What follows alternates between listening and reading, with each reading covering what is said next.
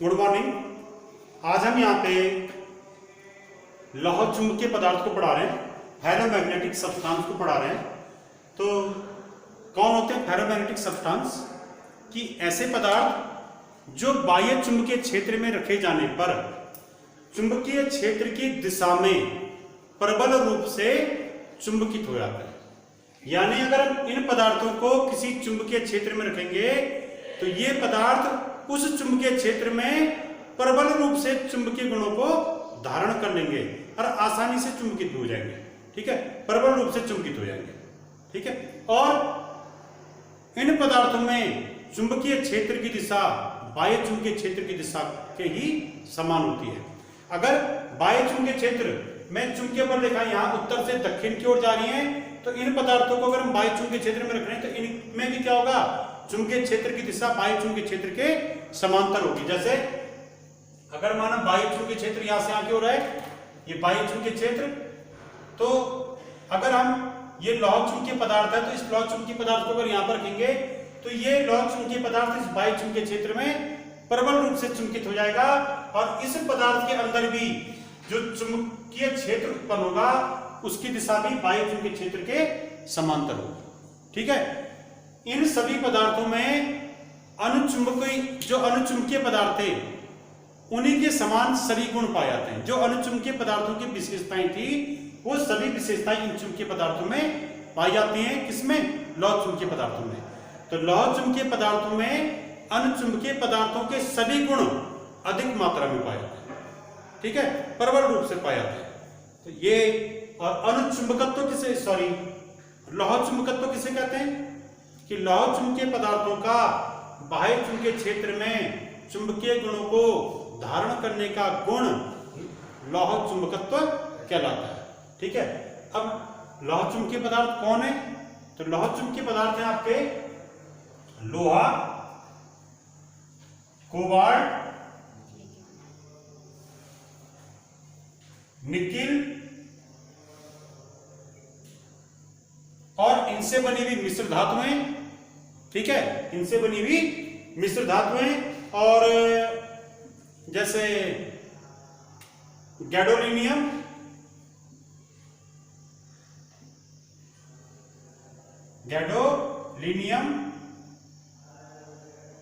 ये सभी क्या हैं? ये सभी हमारे लौह चुंबकीय पदार्थों में ये उदाहरण है इसके। अब ये जो पदार्थ होते हैं इनके लिए चुंबकीय प्रवृत्ति का मान कितना होता है? चुंबकीय प्रवृत्ति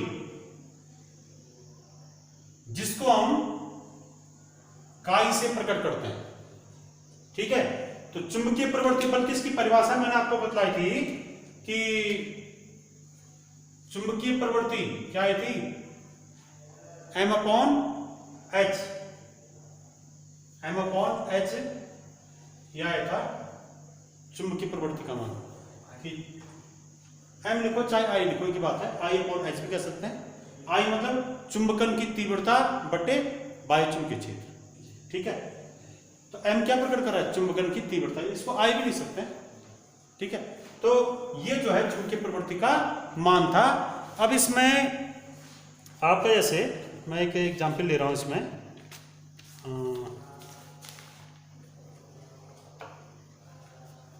ये वाला, इस काई का मान। तो काई का मान लौह चुंबकीय पदार्थों के लिए कितना होता है? तो काई का मान लौह चुंबकीय पदार्थों के लिए सदैव 1 से काफी ज्यादा होता है। ठीक है, 1 से काफी ज्यादा। और अनुचुंबकीय पदार्थों के लिए इसका मान क्या था? काई का मान अनुचुंबकीय पदार्थों के लिए 1 से कुछ ही ज्यादा होगा। इसका मान क्या होगा अनुचुंबकीय पदार्थों के लिए? 1 से थोड़ा ज्यादा। जबकि लौह चुंबकीय पदार्थों के लिए इसका मान क्या होगा? 1 से ज्यादा। ठीक है ना, सॉरी, इसमें ये वाला, ये तो ठीक है, 1 से काफी ज्यादा। ये वाला अनुचुंबकीय के लिए, अनुचुंबकीय के लिए इसका मान 0 से ज्यादा, ये था। ठीक है, 1 से ज्यादा नहीं, 0 से ज्यादा और 1 से कम। ठीक है, इसका मान 0 से ज्यादा होगा, 1 से थोड़ा कम होगा। इसको ऐसा लिख सकते हैं, लेस देन 1। तो यानी 0 और 1 के बीच में होता है क्या, काई का मान। किसके लिए, अनुचुंबकीय पदार्थों के लिए। परंतु लौह चुंबकीय पदार्थों के लिए, लौह चुंबकीय पदार्थों के लिए इसका मान 1 से काफी ज्यादा होता है। ठीक है, इसीलिए क्या होता है कि ये पदार्थ बाह्य चुंबकीय क्षेत्र में रखे जाने पर प्रबल रूप से चुंबकित हो जाते हैं।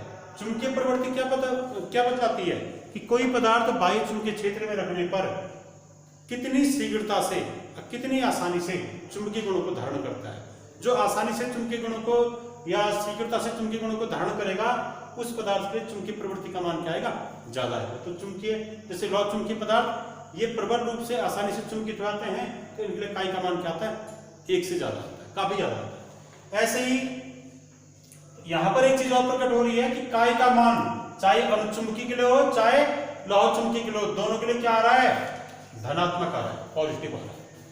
ठीक है, जबकि इस काई का मान प्रतिचुंबकीय पदार्थ के लिए ये हमेशा 0 से छोटा आता है। 0 से छोटा का मतलब है नेगेटिव। तो चुंबकीय प्रवृत्ति प्रतिचुंबकीय पदार्थों के लिए क्या होती है, ऋणात्मक होती है। ठीक है, जबकि चुंबकीय प्रवृत्ति अनुचुंबकीय पदार्थों के लिए, लौह चुंबकीय पदार्थों के लिए हमेशा क्या होती है, धनात्मक होती है। लौह चुंबकीय पदार्थों के लिए धनात्मक भी होती है, 1 से काफी बड़ी होती है। अनुचुंबकीय प्रवृत्ति का मान, ये अनुचुंबकीय पदार्थों के लिए काई का मान क्या होता है, धनात्मक होता है, पर क्या होता है, 0 और 1 के बीच में होता है। ठीक है, 0 से बड़ा और 1 से छोटा। तो 0 से बड़ा जो भी होगा वो पॉजिटिव आएगा। ठीक हो गया। ये एग्जाम में आता है कि चुंबकीय प्रवृत्ति, चुंबकीय पारगम्यता, इनके आधार पर लौह चुंबकीय पदार्थ, अनुचुंबकीय पदार्थ और प्रतिचुंबकीय पदार्थ को समझाइए। तो जैसे काई के आधार पर मैंने इन तीनों का विवरण दे दिया। इसी प्रकार से देखिए,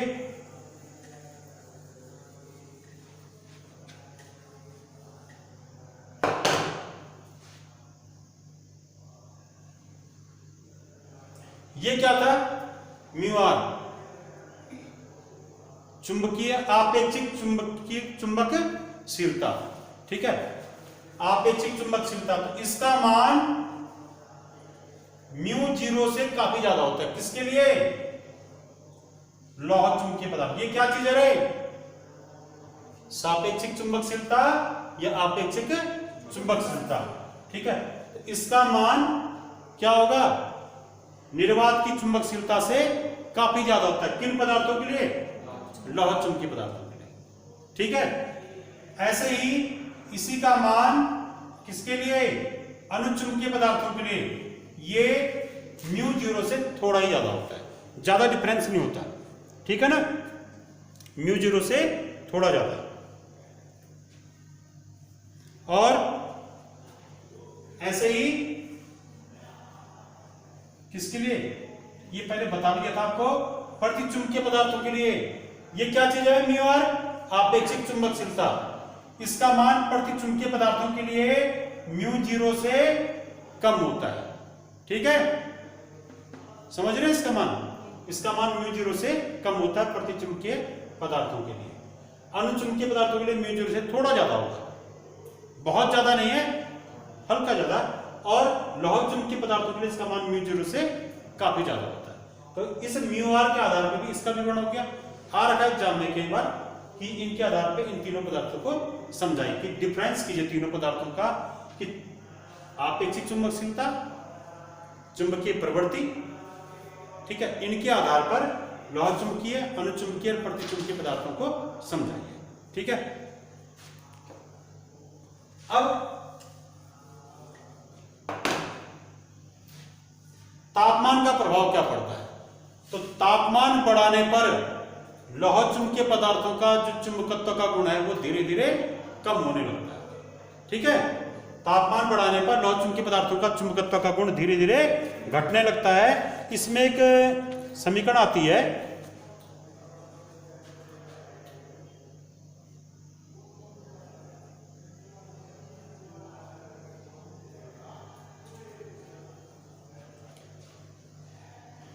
ये क्या चीज थी? चुंबकीय प्रवृत्ति। तो लौह चुंबकीय पदार्थों की जो चुंबकीय प्रवृत्ति होती है वो तापमान पर किस प्रकार से निर्भर करती है? यहां तापमान का अर्क है, हर में अर्क है। तो चुंबकीय प्रवृत्ति तापमान के व्युत्क्रमानुपाती होती है। इसका अर्थ है कि जैसे जैसे तापमान बढ़ेगा चुंबकीय प्रवृत्ति का मान घटेगा। चुंबकीय प्रवृत्ति का मान घटने का अर्थ है कि पदार्थ लौह चुंबकीय पदार्थ के चुंबकत्व के गुण क्या हो रहे हैं? धीरे धीरे कम हो रहे हैं। ठीक है, एक निश्चित तापमान पर क्या हो जाता है? लौह चुंबकीय पदार्थ के सभी चुंबकत्व के गुण खत्म हो जाते हैं। होता क्या, जैसे लोहा इसका एक एग्जाम्पल है। जैसे लोहा क्या है? ये लोहा चुंबकीय पदार्थ है। ठीक है, अगर हम लोहे को चुंबकीय क्षेत्र में रखेंगे तो लोहा क्या बन जाता है? लोहा भी चुंबक की भांति व्यवहार करने लगता है, आसानी से चुंबक बन जाता है। इसलिए लोहा क्या है? चुंबकीय पदार्थ है, लौह चुंबकीय पदार्थ है। अब अगर हम लोहे का तापमान बढ़ाएं तो तापमान बढ़ाने पे एक विशेष तापमान पर इस लोहे के जो चुंबक बन चुका था एक बार, जैसे आपने इसको चुंबक बना दिया, ठीक है, इसको जब आपने चुंबक बना दिया, चुंबक बनाने के बाद क्या क्या इसका तापमान बढ़ाया। तापमान बढ़ाने पर एक विशेष तापमान पे इसके सभी चुंबकत्व के गुण क्या हो जाते हैं? खत्म हो जाते हैं। ठीक है, तब ये लौह चुंबकीय पदार्थ से किसमें कन्वर्ट हो जाता है? पहले क्या बन गया था? ये लोहा क्या था? लौह चुंबकीय पदार्थ था और ये चुंबक बन गया था चुंबकीय क्षेत्र में। तो एक विशेष तापमान पर लौह चुंबकीय पदार्थ, यदि हम किसी लौह चुंबकीय पदार्थ का तापमान बढ़ाएं तो एक विशेष तापमान पे लौह चुंबकीय पदार्थ के सभी चुंबकत्व के गुण क्या होते हैं? खत्म हो जाते हैं और तब ये पदार्थ अनुचुंबकीय पदार्थ में कन्वर्ट हो जाता है। किसमें कन्वर्ट हो जाता है? अनुचुंबकीय पदार्थ में। तो जिस तापमान पर लौह चुंबकीय पदार्थ अनुचुंबकीय पदार्थ में कन्वर्ट हो जाता है उस तापमान को हम कहते हैं क्यूरी तापमान। उसे हम क्या कहते हैं? क्यूरी तापमान। जैसे मैं एक एग्जांपल बता रहा हूं, लोहे के लिए क्यूरी तापमान है,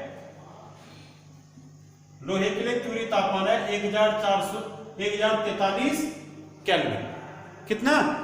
1043 केल्विन। ऐसे एग्जांपल के तौर पे आप स्केल दे सकते हैं। निकिल के लिए 641, निकिल के लिए क्या है? क्यूरी तापमान 641 केल्विन। ठीक है, ये केल्विन में तो आप डिग्री सेल्सियस में नहीं कह रहे हो, किसमें? केल्विन में। क्यूरी तापमान को टीसी से प्रकट करते हैं। टीसी क्या है यहाँ पे? क्यूरी तापमान। ठीक है ना, क्यूरी वैज्ञानिक मैडम क्यूरी के नाम पे। ठीक है, क्यूरी तापमान किसे कहते हैं? कि जब हम लौह चुंबकीय पदार्थों का तापमान बढ़ाते हैं तो लौह चुंबकीय पदार्थों के चुंबकत्व के गुण धीरे धीरे कम होने लगते हैं, क्षीण होने लगते हैं।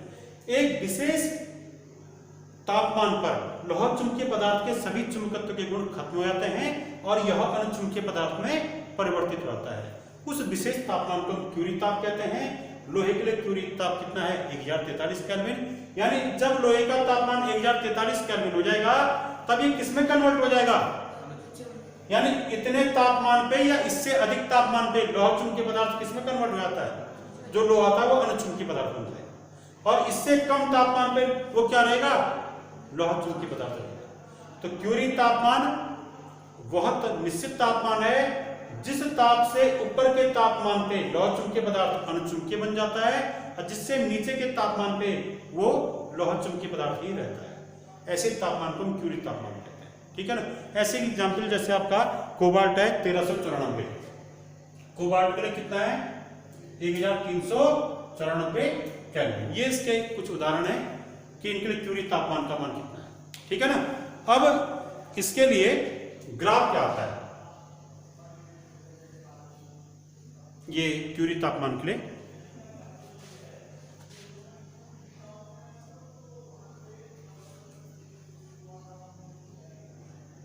ये आता है इस प्रकार का। ये वक्र क्या प्रकट कर रहा है? ये काई-टी वक्र है। काई-टी वक्र मतलब चुंबकीय प्रवृत्ति और तापमान के बीच का वक्र। किसके लिए? लौह चुंबकीय पदार्थों के लिए। ये देखिए, ये वाला तापमान जैसे जैसे तापमान बढ़ा वैसे से चुंबकीय प्रवृत्ति का मान क्या हुआ? घटा। एक विशेष तापमान पे चुंबकीय प्रवृत्ति घट के क्या हो गई? शून्य हो गई। ठीक है, तो वो विशेष तापमान क्या कहलाएगा? क्यूरी तापमान। तो क्यूरी तापमान पे चुंबकीय प्रवृत्ति घट के क्या होगी? शून्य या शून्य के करीब जा सकती है। ये तापमान होगा आपका क्यूरी तापमान। तो लौह चुंबकीय पदार्थों के लिए चुंबकीय प्रवृत्ति और तापमान के बीच का वक्र इस टाइप का आता है। ठीक है, ऐसे ही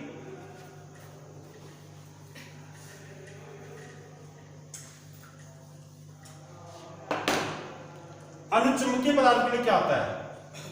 अगर हम अनुचुंबकीय पदार्थ की बात करें तो अनुचुंबकीय पदार्थ के लिए काई और टी के बीच क्या संबंध है? काई मतलब चुंबकीय प्रवृत्ति, टी मतलब तापमान। तो अनुचुंबकीय पदार्थों में भी चुंबकीय प्रवृत्ति तापमान की क्या होती है? व्युत्क्रमानुपाती होती है। वहां भी तापमान बढ़ाने पे क्या होता है? अनुचुंबकीय पदार्थों का जो चुंबकत्व का गुण धीरे धीरे कम होने लगता है। ठीक है, और इसके लिए वक्र क्या आएगा? ये तापमान हो गया, अगर हम तापमान को x अक्ष पे लें और चुंबकीय प्रवृत्ति को y अक्ष पे लें, और किसके लिए कर रहे हैं हम? अनुचुंबकीय पदार्थों के लिए खींच रहे हैं इस वक्र को। पहले लौह चुंबकीय पदार्थ दिखाया था, तो उसके लिए वक्र इस टाइप का आएगा, ये इस टाइप का। तो यहां भी क्या हो रहा है? तापमान जैसे जैसे बढ़ रहा है चुंबकीय प्रवृत्ति धीरे धीरे घट रही है। ठीक हो गया ना? तो ये वक्र याद रखना कि ये वक्र किसके लिए है? पहले वाला वक्र किसके लिए था? ये वक्र अनुचुंबकीय पदार्थों की प्रवृत्ति, चुंबकीय प्रवृत्ति और तापमान के बीच का वक्र है। ठीक है, यहां भी क्या होता है? तापमान बढ़ने पर अनुचुंबकीय पदार्थों का ये देखो, टी बढ़ेगा तो ये घटेगा नहीं, टी हर में ना, टी का मान बढ़ने पर ये घट जाएगा, ये घट जाएगा मतलब काई का मान घट जाएगा। ठीक है, तो टी बढ़ने पर काई घटता है, टी घटने पर काई बढ़ता है। किसके लिए? अनुचुंबकीय पदार्थों के लिए। तो अनुचुंबकीय पदार्थ के चुंबकत्व के गुण भी तापमान बढ़ने पर धीरे धीरे कम होने लगते हैं। ठीक है, और उस पे प्रतिचुंबकीय पदार्थों में तापमान का कोई प्रभाव नहीं पड़ता।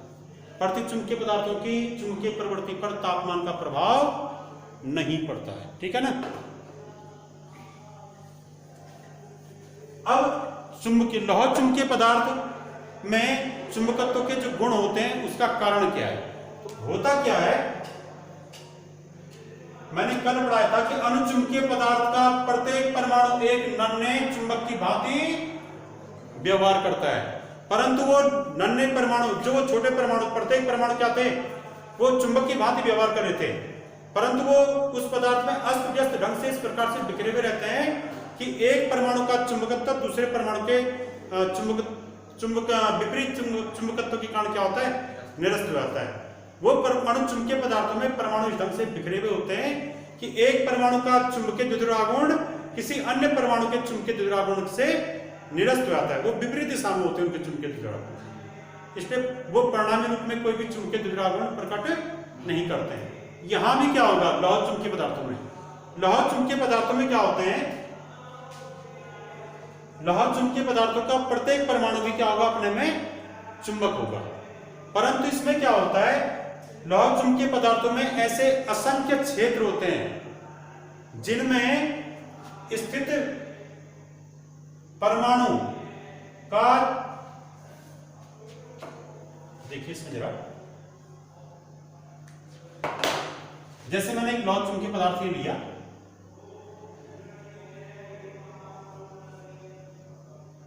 इसके मैंने 4 पार्ट कर दिए, 4 क्षेत्र बना दिए, 1 2 3 4, 1 2 3 4। होगा क्या? इस वाले क्षेत्र में जितने परमाणु होंगे लौह चुंबकीय पदार्थों में, कि लौह चुंबकीय पदार्थों में कुछ ऐसे क्षेत्र होते हैं, विशेष क्षेत्र जैसे ये है, कि इस क्षेत्र में स्थित सभी परमाणुओं का चुंबकीय द्विध्रुवागुण एक ही दिशा में होगा। जैसे इसका एक परमाणु यहाँ पर है, इसका चुंबकीय द्विध्रुवागुण इस दिशा में, तो यहाँ सभी जो इस वाले में जितने परमाणु होंगे सबका चुंबकीय द्विध्रुवागुण इसी दिशा में होगा, एक ही दिशा में। इस वाले क्षेत्र में जितने परमाणु होंगे उनका चुंबकीय द्विध्रुवागुण एक ही दिशा में होगा, पर इससे अलग होगा, वो किसी और दिशा में होगा। सपोज ऐसा हो सकता है। तो जैसे इस वाले में, इस वाले क्षेत्र में माना 1 करोड़ परमाणु है इस वाले में, तो इसमें स्थित 1 करोड़ जो परमाणु होंगे सबका चुंबकीय द्विध्रुवागुण एक ही दिशा में होगा, जैसे माना इस दिशा में। ठीक है, तो मैं यहां पर ऐसा कर दे रहा हूं इसको,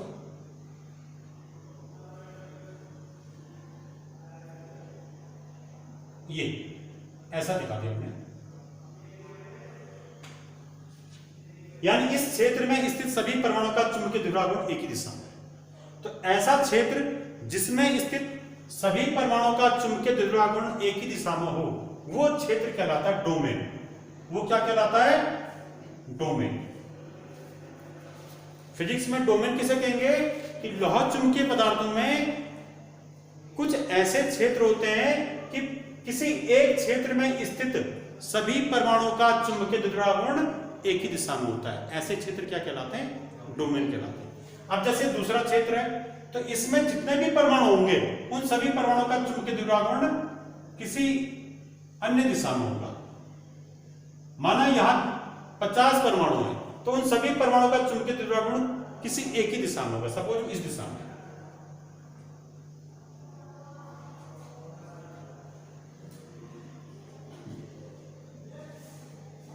इस तरह से, ठीक है, वो नीचे की तरफ। तो ये भी क्या है? डोमेन है। पर इस वाले डोमेन का चुंबकीय ध्रुवागुण किसी अलग दिशा में था, इस वाले डोमेन का चुंबकीय ध्रुवागुण किसी अलग दिशा में था। ये दूसरा डोमेन हो गया। ऐसे ही यहां तीसरा डोमेन होगा। इस डोमेन में स्थित चुंबकीय ध्रुव, इस डोमेन में जितने भी परमाणु होंगे उनका चुंबकीय ध्रुवागुण माना इस तरफ है, सबका एक दिशा में होगा, ठीक है। तो ये भी अपने में क्या कहलाएगा? ये भी एक डोमेन कहलाएगा। ये डोमेन 3 हो गया। और ऐसे ये एक और डोमेन हो गया।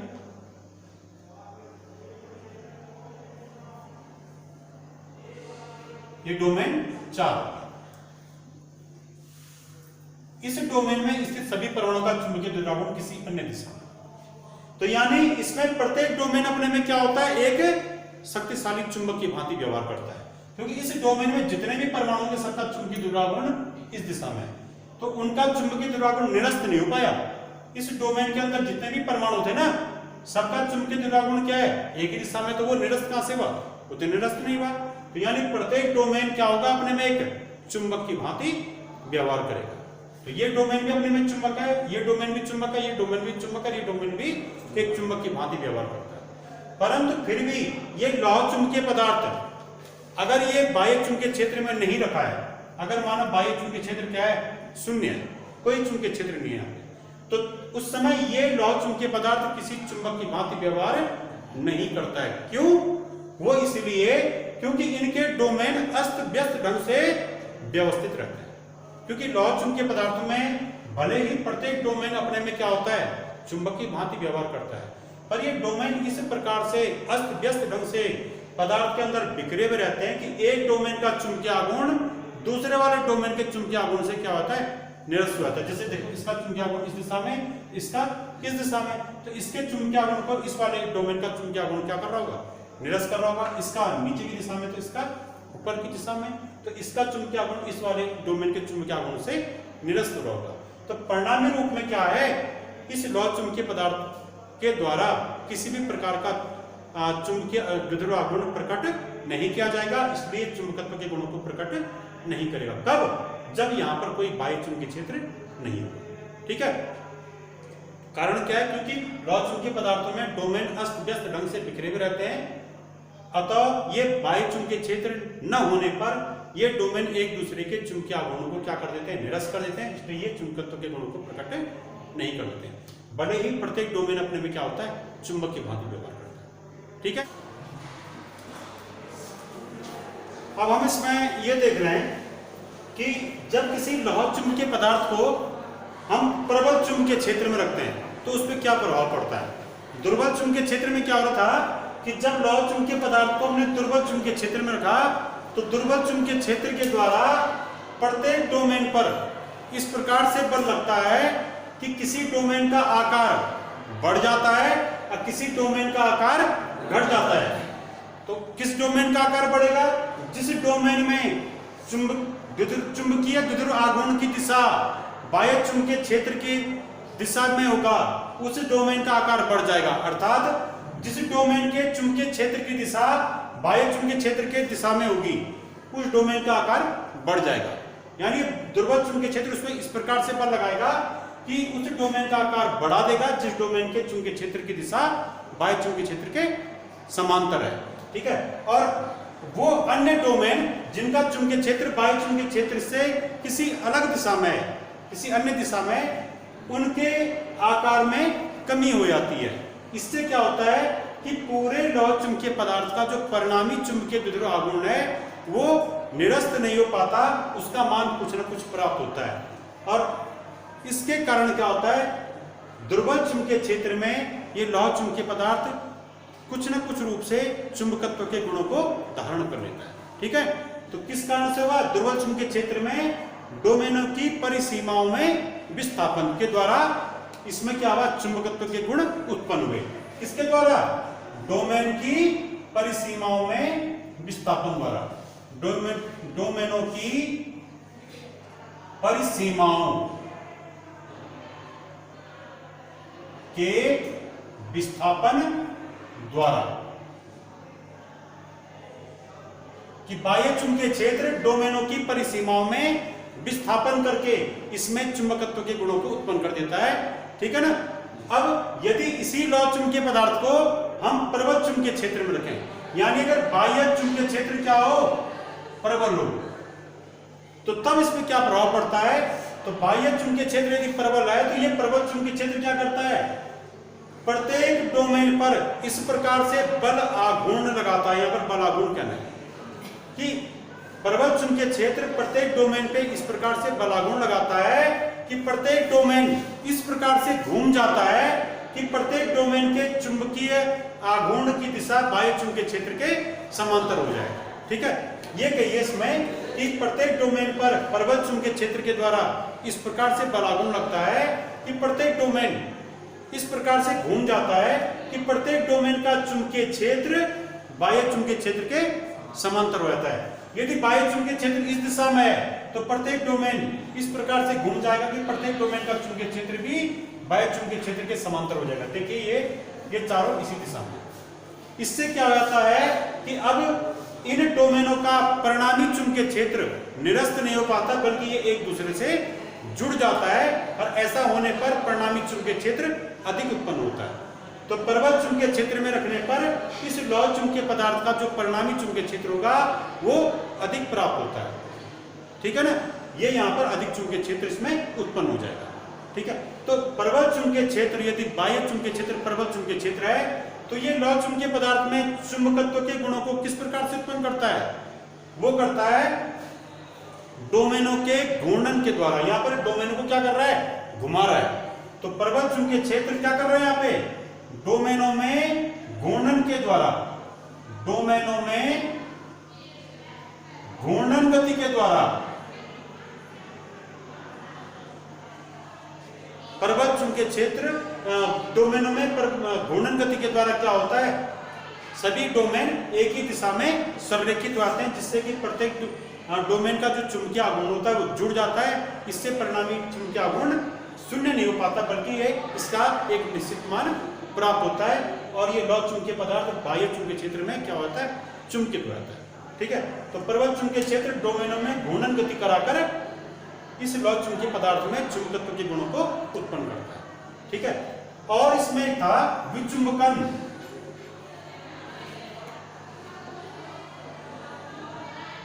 डीमैग्नेटाइजेशन, डीमैग्नेटाइजेशन किसे कहते हैं, विचुंबकन, कि किसी चुंबकित पदार्थ को विचुंबकित करना। क्या है इसका मतलब, कि किसी चुंबकीय पदार्थ में से समस्त चुंबकीय गुणों को खत्म करने की क्रिया विचुंबकन कहलाती है। इस क्रिया के द्वारा क्या होता है, किसी चुंबक से उसके सभी चुंबकीय गुणों को समाप्त कर दिया जाता है। कि किसी चुंबक या किसी चुंबकित पदार्थ से सभी चुंबकीय गुणों को खत्म करने की प्रक्रिया या समाप्त करने की प्रक्रिया विचुंबकन कहलाती है। ठीक है, और ये कैसे करते हैं, इसके लिए विधि क्या है, एक तो तापमान बढ़ा के। यदि हम किसी चुंबकित पदार्थ का तापमान बढ़ाते जाएं तो तापमान बढ़ाने पर चुंबकित पदार्थ से चुंबकत्व के गुण क्या होते हैं, धीरे धीरे खत्म होने लगते हैं। ठीक है, उसकी चुंबकीय प्रवृत्ति धीरे धीरे क्या होती है, कम होती है। आपने पढ़ा था काई इज प्रोपोर्शनल टू 1/t। ये पढ़ा था अनुचुंबकत्व में, लौ चुंबकत्व में T - Tc था। अर्थात तापमान बढ़ेगा तो चुंबकीय प्रवृत्ति घटेगी, चुंबकीय प्रवृत्ति घटेगी माने चुंबकीय गुण खत्म धीरे धीरे क्या होंगे, कम होंगे। ठीक है, तो तापमान बढ़ाकर तापमान में वृद्धि करके किसी चुंबकित पदार्थ के चुंबकीय गुणों को खत्म किया जा सकता है, यानी चुंबकित पदार्थ को विचुंबकित किया जा सकता है। ठीक है, दूसरा किस विधि से हम और विचुंबकन कर सकते हैं, किसी चुंबक को विचुंबकित कर सकते हैं। किसी चुंबक को यदि हम हथौड़े से ठोकें, हथौड़े से पीटें, तो चुंबक को हथौड़े से पीटने पर, चुंबक को किसी धातु या हथौड़े से पीटने पर, किसी भी मजबूत चीज से, मजबूत वस्तु से उसको उससे मारिए, तो मैं जैसे हथौड़ा ले रहा हूं, हथौड़े से पीटने पर, यदि किसी चुंबक को हम हथौड़े से पीटें तो वो जो है उसके चुंबकीय गुण धीरे धीरे खत्म होने लगते हैं। क्यों? वो इसलिए कि अगर कोई चुंबक होगा तो यदि हम चुंबक को हथौड़े से पीटेंगे तो उससे क्या होगा, उस चुंबक में जो डोमेन होंगे, अगर वो चुंबक है तो चुंबक में डोमेन क्या होंगे, सभी डोमेन एक ही दिशा में संरेखित होंगे। ठीक है ना, चुंबक में। परंतु क्या होगा, अगर हम हथौड़े से उसको पीटेंगे तो हथौड़े से पीटने पे क्या होता है, वो जो डोमेन है वो अस्त व्यस्त ढंग से बिखर जाते हैं। कोई डोमेन हो सकता है इस दिशा में, तो कोई इस दिशा में हो जाएगा, कोई इस दिशा में हो जाएगा, कोई इस दिशा में हो जाएगा। अर्थात हथौड़े से यदि किसी चुंबक को पीटेंगे तो ऐसा करने पर उस चुंबक में जो डोमेन है वो डोमेन अस्त व्यस्त ढंग से बिखर जाते हैं। इससे क्या होता है, डोमेनों के जो चुंबकीय द्विध्रुव आघूर्ण है वो अलग अलग दिशा में हो जाते हैं, वो एक ही दिशा में संरेखित नहीं हो पाते, वो अलग अलग दिशा में अस्त व्यस्त हो जाते हैं। इससे उन डोमेनों का परिणामी चुंबकीय द्विध्रुव आघूर्ण क्या होता है, कम होने लगता है। एक स्थिति ये आती है, अगर हम ज्यादा पीटेंगे थोड़े से तो डोमेन इस प्रकार से अस्त व्यस्त हो जाते हैं कि उनके चुंबकीय द्विध्रुव आघूर्ण एक दूसरे के विपरीत दिशा में हो जाते हैं, जिससे परिणामी चुंबकीय द्विध्रुव आघूर्ण क्या होता है, शून्य हो जाता है और उसका चुंबकत्व का गुण खत्म हो जाता है। तो हथौड़े से पीटने पर, ठीक है, या खुरचने पर, आप उसको घिसिए कहीं भी चुंबक को, तो घिसने पर भी क्या होता है, धीरे धीरे उसके चुंबकीय गुण खत्म होने लगता है। ठीक है ना। और क्यूरिताप किसे कहते हैं कि वह निश्चितता जिससे ऊपर लौह चुंबकीय पदार्थ अनुचुंबकीय पदार्थ में बदल जाता है और जिससे नीचे पदार्थ लौह चुंबकीय रहता है, उस तापमान को हम क्या कहते हैं, क्यूरित तापमान कहते हैं। ठीक है ना। तो ये आपने पढ़ लिया अनुचुंबकत्व